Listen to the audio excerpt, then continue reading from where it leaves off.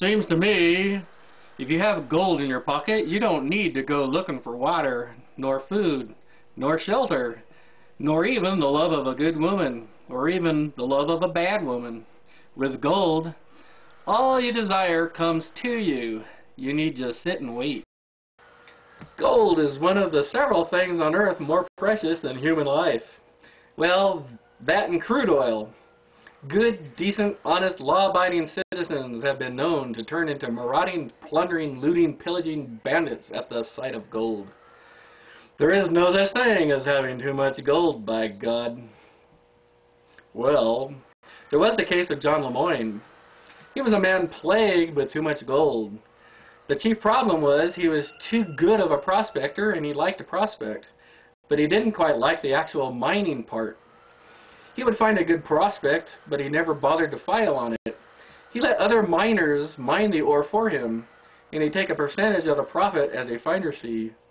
Folks in the area, such as in Goldstrike, Skidoo, Amargosa, Pahrump, Paiute, Tonopah, and even as far away as Darwin, all respected Old John's finds and treated them as filed and claimed all proper. Nobody ever jumped any of Old John's claims. With all that prospecting and all his good finds of lead, silver, gold, and other paying dirt, John Lamoigne would hand it all off to some other miner to work, and John would take a bit of the profit. The problem was the profit came back to him in gold coins, freshly minted, and in great numbers. It was all too heavy and too cumbersome to have around, so Old John would grubstake prospectors left and right, chiefly in the hopes of whittling down his stack of gold. Too many of those grubstakes turned out to be prosperous mines themselves, and John got a third of the profit of each one. The more gold he tried to get rid of, the more gold came back to him. John Lamoigne was not a man who needed to buy anything. He distrusted banks on principle. The gold continued to accumulate, stacked up against walls and in buckets, and Old John brooded over the problem. He found a woman named Ma Gibson to store his gold for him and get it out of his way. This just shifted the load elsewhere, and eventually Ma, too, got tired of tripping over the gold all day. Ma and a man named Link Shaw came up with a way for John to spend his money, if only they could convince John to spend it. John would, they decided for him, build the grandest house money could buy.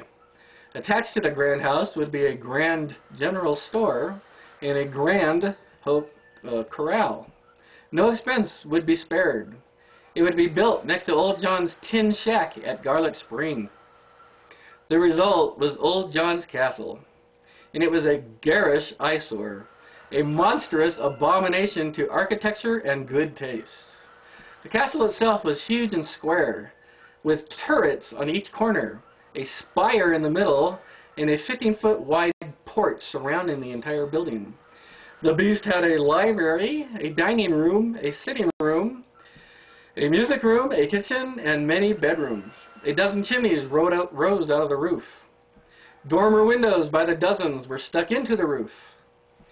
In the rooms, huge crystal chandeliers were hung. Black walnut furniture was shipped in at a great expense, and huge carpets were lavishly strewn about every floor.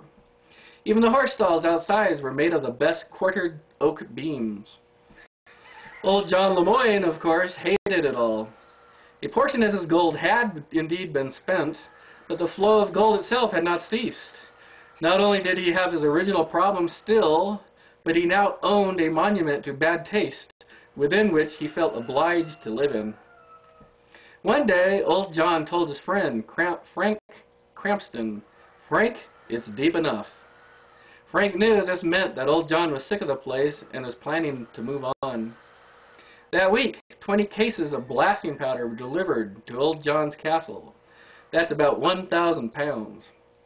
Old John packed the blasting powder all around his enormous house. Then he tacked up his mule, spit the end of a long fuse, and rode away into the desert. It was a bright, moonlit night when the residents of Paiute heard the deafening explosion. They rushed to Old John's place to watch the huge place burn. As for John Lamoigne, he went into the heart of the desert, called Death Valley, his buckboard heavily laden. His buckboard got stuck deep in sand, and the terrible summer heat killed him in his burrow. Frank Crampton and Shorty Harris found the body about three weeks after old John blew up his place, and they buried old John along with John's faithful mule, Johnny. In the year 1999, I visited the spot where the castle once stood. There is still an old water tank there, but nothing else.